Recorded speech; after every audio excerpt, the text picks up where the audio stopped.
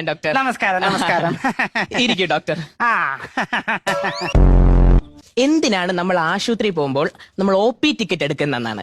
കുട്ടി പേന എടുത്ത് ഒരു കാര്യം നോട്ട് ചെയ്യൂ. പേന എടുത്ത് എഴുതാൻ എന്റെ പേപ്പർ ഒന്നും ഇല്ല ഡോക്ടറെ. ഇതേ അവസ്ഥയാണ് നമുക്ക് വരാതിരിക്കാനാണ് OP ടിക്കറ്റ് എടുക്കണം.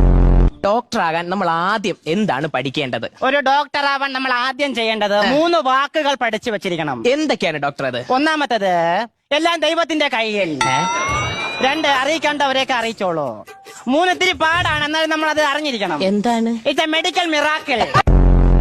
നല്ലൊരു ഡോക്ടറിനെ എങ്ങനെ നമുക്ക് തിരിച്ചറിയാൻ പറ്റും? നല്ലൊരു ഡോക്ടറെ നല്ലൊരു ഡോക്ടറുടെ കാറിന്റെ പുറകെ ഒരു പാമ്പ് പിണങ്ങിയിരിക്കണ ഒരു സ്റ്റിക്കർ ഉണ്ട്. ഈ സ്റ്റിക്കർ ഉണ്ടെങ്കിൽ നല്ല ഡോക്ടർ, സ്റ്റിക്കർ ഇല്ലെങ്കിൽ അടുക്ക ഡോക്ടർ. നമ്മളെ കാഴ്ച ഉണ്ടോ നമ്മൾ പരിശോധിക്കും. അതെങ്ങനെയാണ് ഡോക്ടർ നോക്കുന്നത്? നമ്മൾ അടുത്ത് പോയി ഇരുന്നിട്ട് പേടിച്ചാ കാഴ്ചയുണ്ട്, പേടിച്ചില്ലേ കാഴ്ചയില്ല.